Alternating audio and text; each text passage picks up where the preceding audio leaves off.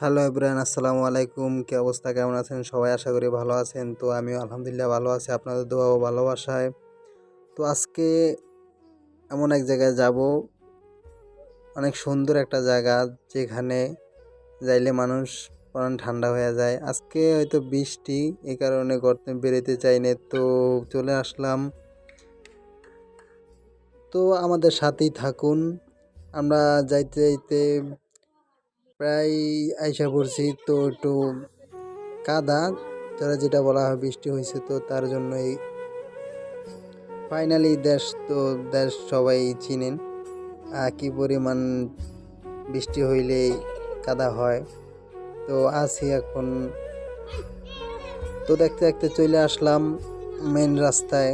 তো মেন রাস্তা, কাঁচা রাস্তা বলা হয় সেটা আর কি।